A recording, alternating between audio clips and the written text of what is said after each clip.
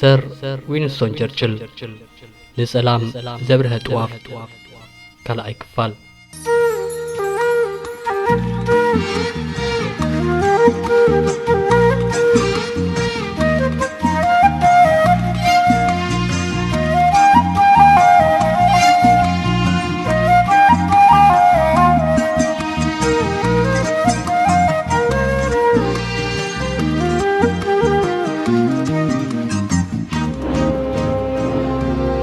We are in the preliminary stage of one of the greatest battles in history. I have nothing to offer but blood, toil, tears, and sweat.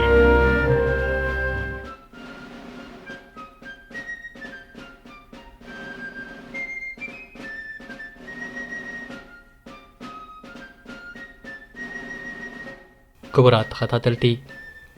أبز حلف أوان نيوينستون تشرشل علينا زجمرنا وقعي كنزازمو جيزي سلازي أخلنا فقدكم كوينو وابكالا إكفال كن الرغب حتيتا تفلالينا من بارنا ذكريو إنه قم قصرانا كالا إكفال جوا نبل سناي مكتال زي دمت راديو إيراناي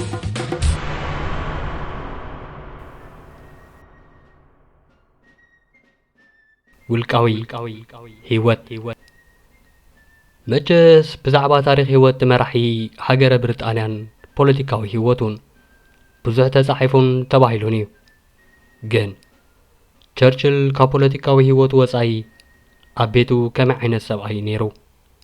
ንዕሩኽቱን ቤተሰቡን ከመይ ዝኣመሰለ ሰብ ኮን ነይሩ ይኸውን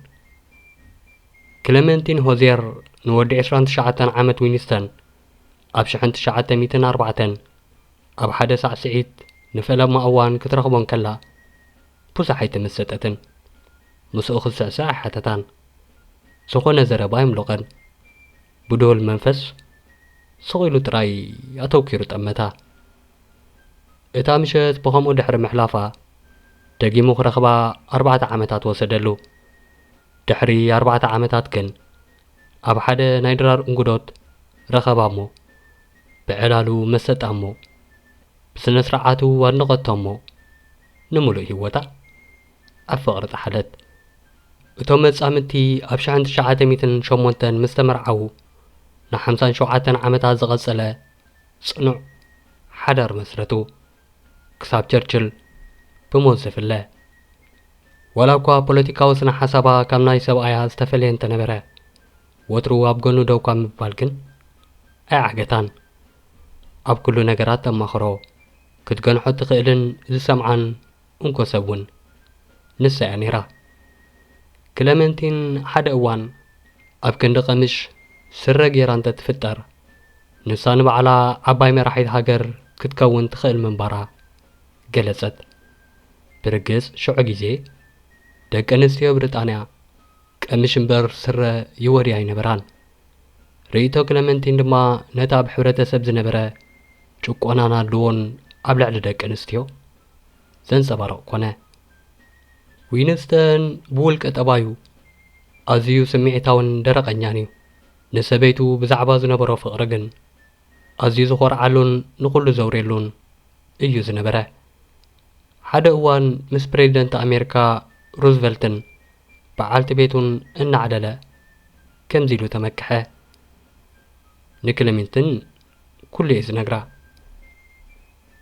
እዚ ዘረባ ሽዑ ግዜ ሓደ ላዕለዋይ መራሒ ብሪጣንያ ወላ ምስጢራት ናይ ሃገሩ ምስ በዓልቲ ቤቱ ይዛረበሉ ማለት ድዩ ዝብል ግርምቲ ፈጠረ እታ ካብ መሳፍንቲ ዝተወልደት ክለመንቲን ምስ ቸርችል ዝገበረቶ ሓዳር ካብ ሰማያት ሃብታ ኣውዲቑ ስለመደቶ ሕንቃቐ ኣሲንዋ ከይኣክል ናይ በዓል ቤታ ሓሻሽ ባህሪ እውን ክትጻወሮ ዝኸብዳ ነበረ ጠላዕ ዝፈቱ ካብ መስተ ዘይዕርፍ ዝነበረ ቸርችል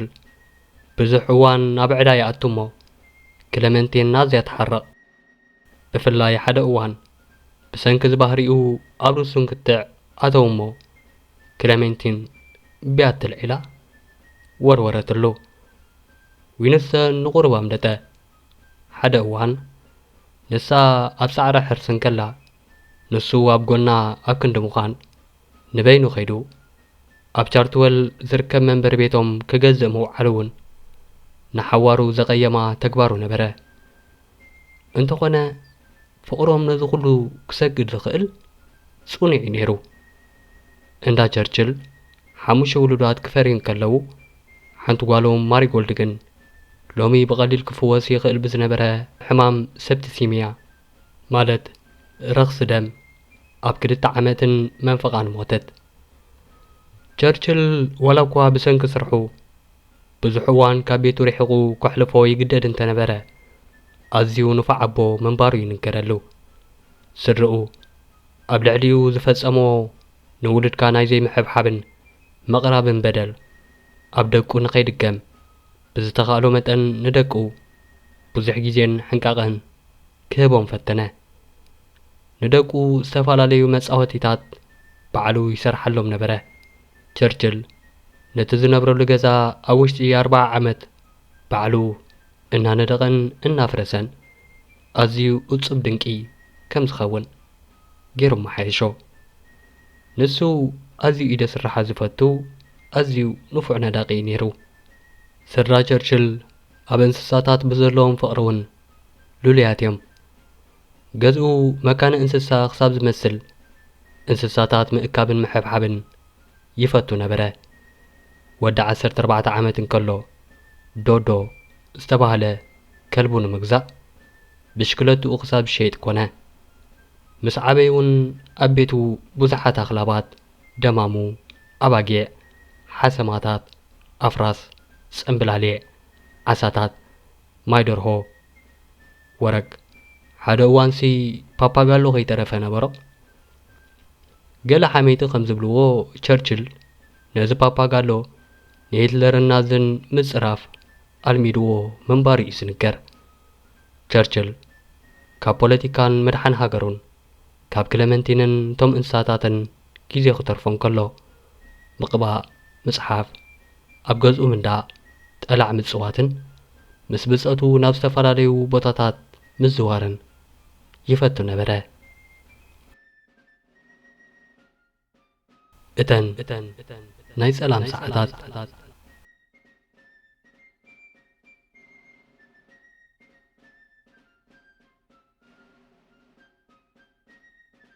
ምናልባት ሂትለርን ንሱ ዝመርሖ ናዝን ኣብ ጀርመን ነጊሶም ሰላም ዓለም ምዝራግ እንተዘይጅምሩ ቸርችል ቀዳማይ ሚኒስተር ኣንበይ ምኾነን። ኣብ 1929 ናይ ካቢነ መንበሩ ድሕሪ ምሕዳጉ ብዙሓት መኸተምታ ፖለቲካዊ ህይወቱ መሲልዎም ነበረ። እንተኾነ ዋላ እኳ ካብ ፖለቲካ እንተረሓቐ ካብ ዓይኒ ህዝቢ ግን ኣይተሰወረን። መጽሓፍትን ዓንቀጻትን ምጽሓፍ፣ መደረታት ምግባር ኣየቋረጸን። በዚ ድማ ካብ ፈለምኡ ትሒዙ ብዛዕባ ሓደገኝነት ሂትለር ከስተውዕልን ንህዝቡ ከጠንቅቕን ኣይተጸገመን። ድሒሩ ኣብ መዘክሩ ጽሓፎ ከምዚ ይንበብ። ናይ ዝሓለፉ 6 ዓመታት መጠንቀቕታይ ኣዝዮም ብዙሓት ኣዝዮም ዝርዝራውያን እዮም ነይሮም። ሕጂ ብዙሓት ይጻብእዎም ኣለዉ። ግን ኢልናካ ነርና ክብለኒ ዝኽእል ሓደ እኳ ይርከብን። ኣብ ምፍላም እቲ ኹናት ናይ ሽዑ ቀዳማይ ሚኒስተር ነቪል ቻምበርሌን መጀመርያ ምስ ሂትለር ዕርቂ ንምግባር ፈቲኑ እኳ እንተነበረ ምቕናዕ ምስ ኣብዮ ግን ናብ ኪናት ኣምርሐ። ሽዑ ድማ እዩ ነቲ ተግባራት ሂትለር ቀዲሙ ዘስተባህለ ግን ብቓላት ዝጻብኦ ዝነበረ ቸርችል ከም ላዕለዋይ ኣዛዚ ሓይሊ ባሕሪ ኮይኑ ንኽሰርሕ ናብ ካቢኑ ዝጸውዖ። መቸስ ዕድለኛ ሃገር ሓደጋን ክወድቆ ጸላእትን ክበጽሕዎ ፖለቲካዊ ፍልልያቶም ንጎኑ ወንዚፎም ሓቢሮም ንምስራሕ ዝኽእሉ መራሕቲ ኣይሰኣንዎን። ብሪጣንያ እምበኣር ከም ዝኣመሰሉ መራሕቲ ነበርዋ። ቸርችል እውን ጻውዒቱ ተቐቢሉ ደክዕ ናብቲ ኣብ ቀዳማይ ኩናት ዓለም ዝነበሮ ሓላፍነትን ቦታን ተመዲሱ ስርሑ ጀመረ። ቻምበርሊን ብዛዕባ ሂትለርን ኣተንኡን ዝገበሮ ጌጋ ንዑኡን ንብሪጣንያን ብወቢሉ ድማ ንዓለም ከቢድ ዋጋ ክፈለ ንምስፍሕፋሕ ናዚ ክገትእ ብዘይምኽኣሉ ብፍላይ ናዚ ኣብ 1940 ንኖርዌይ ክወራን ከሎ ክከላኸለላ ብዘይምኽኣሉ ስልጣኑ ንምኽሳር ጠንቂ ኾነ ኣብቲ ብሪጣንያ ኣብ ጸልማት ሰዓት ዝኣተወትሉ ህሞት ድማ ነቲ ንህላውነት ሃገርን ዓለምን ናስጋእ ዝኾነ ወረራ ናዚ ንምክልኻል ነቲ ጸልማት ስዒሩ ንህዝቡ ናብ ብርሃን ንምምራሕ ቸርችል መንበረ ስልጣን ተረከበ ኣብታ ቸርችል ስልጣን ዝተረከበላ ዕለት ግንቦት 10 ሂትለር ንሆላንድን ቤልጅምን ወረረ ቸርችል መዲሩ ዘስምዕ ተዛሪቡ ዘእምን ነበረ ስለዚ ኣብቲ ጸላም ሰዓት ብመደርኡ ሞራል ህዝቡን ሰራዊቱን ከባቢሉ ዓባይ ብሪጣንያ ነቲ ጸላም ሓሊፋ ብርሃን ክትርኢ ምዃና ተስፋ ሃበ ገለ ካብቶም ኣብ ምጅማርቱ ኹናት ዝገበሮም መደረታት ሎሚ ካብቶም ኣዝዮም ሓያላት ዝበሃሉ ናይ ቋንቋ እንግሊዝ ሓረጋት እናተቖጽሩ ከም ጥቕስታት ኮይኖም የገልግሉ ናብቲ ተስፋ ዘቑርጽ ህሞት ክስዕር እምበር ክሰዓር ከም ዝኽእል ሓሲቦ ይፈልጥን ፈረንሳይ ኣብ ኢድ ናዚ ምስ ወደቐት ብሪጣንያ ኣብቲ ኹናት ንበይና ተረፈት ቸርችል እታ ደሴት ሃገሩ ብዘይ ኣሜሪካ ነቲ ኹናት ንበይና ክትዕወተሉ ከም ዘይከኣላ ኣመነ